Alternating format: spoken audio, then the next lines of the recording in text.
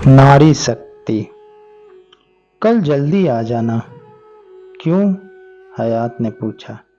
कल से रेहान सर आने वाले हैं और हमारे मिर्जा सर रिटायर हो रहे हैं। कोशिश करूंगी।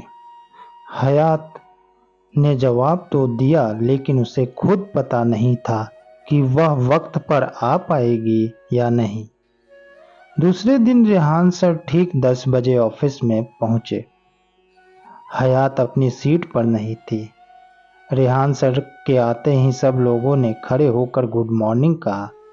रेहान सर की नजरों से एक खाली चेयर छूटी रही। यहाँ कौन बैठा है? मिस हयात, आपकी असिस्टेंट सर, क्षितिज ने जवाब दिया। ओके, वह जैसे ही आए उन्हें अंदर भेजो। रेहान लैपटॉप खोलकर बैठा था, कंपनी के रिकॉर्ड चेक कर रहा था।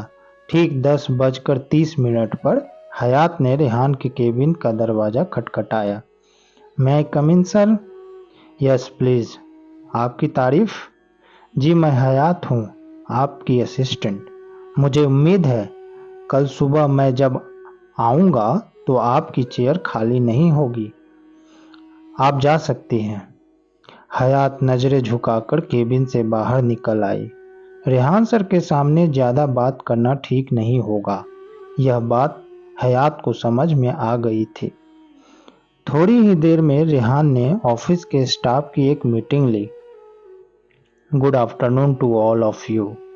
मुझे आप सबसे बस इतना कहना है कि कल से कंपनी के सभी कर्मचारी वक्त पर आएंगे और वक्त पर जाएंगे। ऑफिस में अपनी पर्सनल लाइफ को छोड़कर कंपनी के काम को प्रायोरिटी देंगे। उम्मीद है कि आप में से कोई शिकायत का मौका नहीं देगा। बस इतना ही। अब आप लोग जा सकते हैं। कितना खड़ूस है। एक दो लाइंस ज्यादा बोलता तो क्या आसमान नीचे आ जाता या धरती फट जाती? हयात मन ही मन रेहान को कोस रही थी। नए बॉस का मूड देखकर हर कोई कंपनी में अपने काम के प्रति सजग हो गया। दूसरे दिन फिर से रेहान ऑफिस में ठीक 10 बजे दाखिल हुआ और आज फिर हयात की चेयर खाली थी। रेहान ने फिर से क्षितिज से मिस हयात को आते ही केबिन में भेजने को कहा। ठीक 10:30 पर हयात ने रेहान के केबिन का दरवाजा खटखटाया। मैं आई कम इन सर? जी जरूर, मुझे आपका ही इंतजार था। अभी हमें एक होटल में मीटिंग में जाना है। क्या आप तैयार हैं? जी हाँ, कब निकलना है? उस मीटिंग में आपको क्या करना है यह पता है आपको? जी, आप मुझे कल बता देते तो मैं तैयारी करके आती। मैं आपको अभी बताने वाला था, लेकिन शायद वक्त पर आना आपकी आदत नहीं। आपकी सैलरी कितनी है? जी 30,000। अगर आपके पास कंपनी के लिए टाइम नहीं है तो आप घर जा सकती हैं, और आपके लिए यह आखिरी चेतावनी है। ये फाइल्स उठाइए और अब हम निकल रहे हैं। हयात रेहान के साथ होटल में पहुंच गई। आज एक हैदराबादी कंपनी के साथ मीटिंग थी। रेहान और हयात दोनों ही टाइम पर पहुंच गए, लेकिन सामने वाली पार्टी ने बुके और वो आज आएंगे नहीं यह मैसेज अपने कर्मचारी के साथ भेज दिया। उस पर कर्मचारी के जाते ही रेहान ने वो फूल उठाकर होटल के गार्डन में गुस्से में फेंक दिया। आज का तो दिन ही खराब है। यह बात कहते कहते वह अपनी गाड़ी में जाकर बैठ गया। रेहान का गुस्सा देखकर हयात थोड़ी परेशान हो गई और सहमी सहमी से गाड़ी में बैठ गई।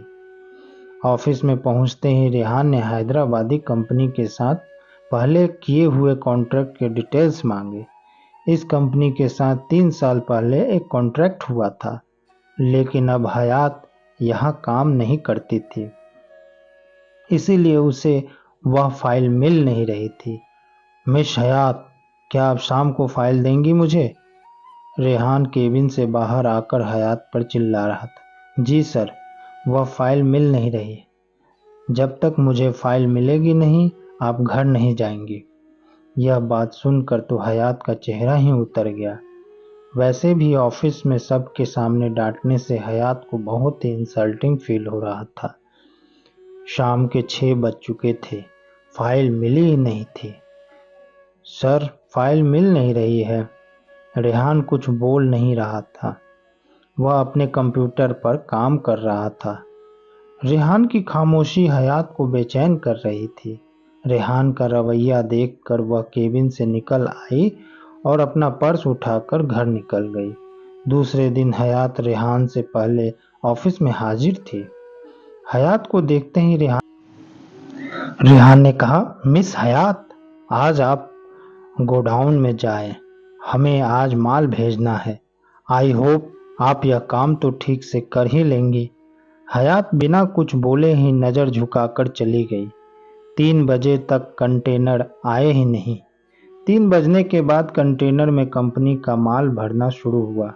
रात के 8 बजे तक काम चलता रहा। हयात की बस छूट गई। रेहान और उसके पापा कंपनी से बाहर निकल ही रहे थे कि कंटेनर को देखकर वे गोदाम की तरफ मुड़ गए।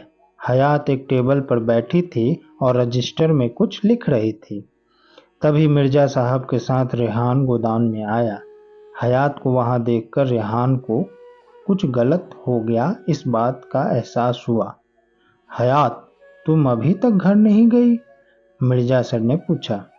नहीं सर, बस अब जा ही रही थी। चलो जाने दो, कोई बात नहीं। आओ हम तुम्हें छोड़ देते हैं। अपने पापा का हयात के प्रति इतना प्यार भरा रवैया देखकर रेहान हैरान हो रहा था, लेकिन वह कुछ बोल भी नहीं रहा था। रेहान का मुंह देखकर हयात ने नहीं सर, मैं चली जाऊंगी कहकर उन्हें टाल दिया। हयात बस स्टॉप पर खड़ी थी। मिर्जा सर ने फिर से हयात को गाड़ी में बैठने की गुजारिश की। इस बार हयात ना नहीं कह सकी। हम तुम्हें कहाँ छोड़े? जी मुझे सिटी हॉस्पिटल जाना है। सिटी हॉस्पिटल क्यों? सब कुछ ठीक तो है? मेरे पापा को कैंसर है, उन्हें वहाँ एडमिट किया है। फिर तो तुम्हारे पापा से हम भी एक मुलाकात करना चाहेंगे। कुछ ही देर में हयात अपने मिर्जा सर और रेहान के साथ अपने पापा के कमरे में आई। आओ आओ मेरी नन्ही सी जान, कितनी काम करती हो और आज इतनी देर क्यों कर दी आने में? तुम्हारे उस नए बॉस ने आज फिर से तुम्हें परेशान किया क्या? हयात के पापा की यह बात सुनकर तो हयात और रेहान दोनों के ही चेहरे के रंग उड़ गए। बस अब्बू, कितना बोलते हैं आप। आज आपसे मिलने मेरे कंपनी के बॉस आए हैं। ये हैं मिर्जा सर और ये इनके बेटे रेहान सर। आपसे मिलकर बहुत खुशी हुई सुल्तान मियाँ। अब कैसी तबीयत है आपकी? मिर्जा सर ने कहा। हयात की वजह से मेरी सांस चल रही है। बस अब जल्दी से किसी अच्छे खानदान में इसका रिश्ता हो जाए तो मैं गहरी नींद सो सकूं। सुल्तान मियाँ परेशान न हो। हयात को अपनी बहू बनाना किसी भी खानदान के लिए गर्व की बात होगी। अच्छा, अब हम चलते हैं। इस रात के बाद रेहान का हयात के प्रति रवैया थोड़ा दोस्ताना हो गया। हयात भी अब रेहान के बारे में सोचती रहती थी।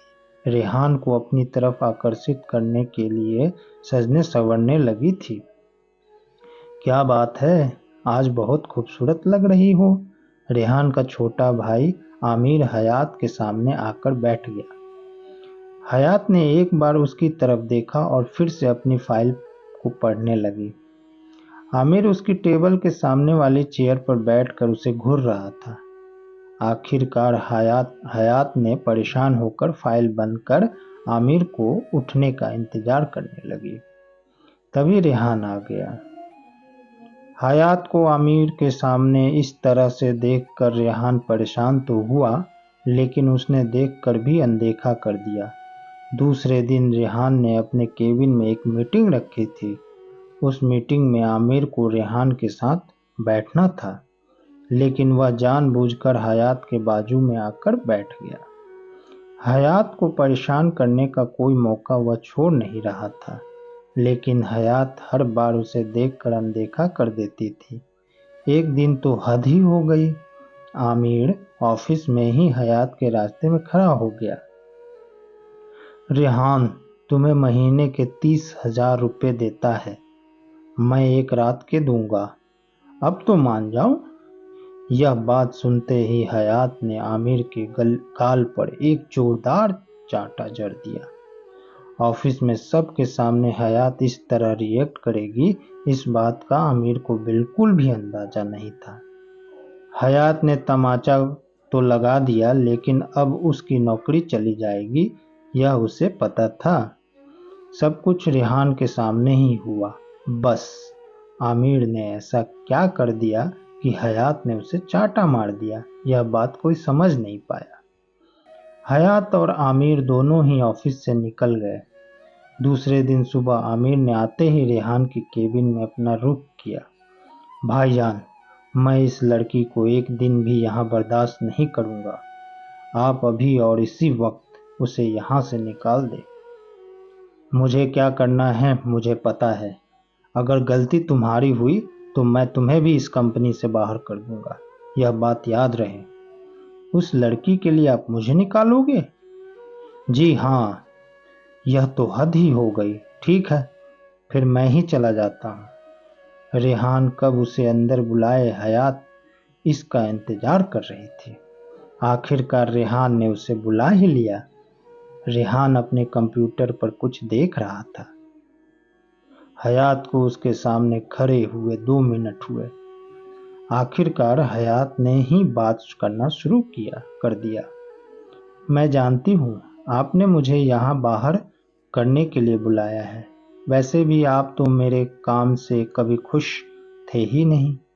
आपका काम तो आसान हो गया, लेकिन मेरी कोई गलती नहीं है।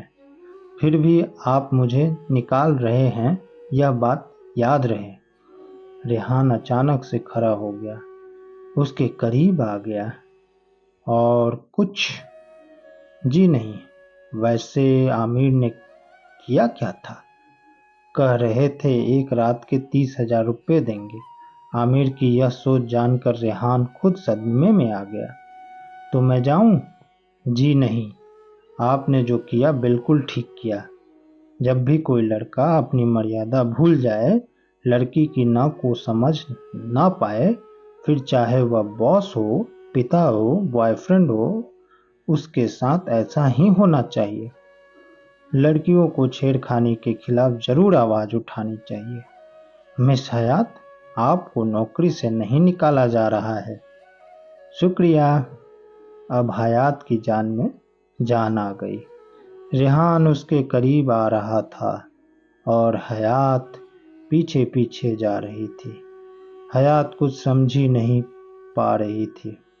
रेहान ने हयात का हाथ अपने हाथ में ले लिया और आंखों में आंखें डालते हुए बोला, मिस हयात, आप बहुत सुंदर हैं, जिम्मेदारियां भी अच्छी तरह से संभालती हैं और एक सशक्त महिला हैं। इसीलिए मैं तुम्हें अपनी जीवन साथी बनाना चाहता हूँ। हयात कुछ समझ नहीं पा रही थी, क्या बोले क्या न बोले, बस शर्मा कर हामी भर दी। धन्यवाद दोस्तों, धन्यवाद।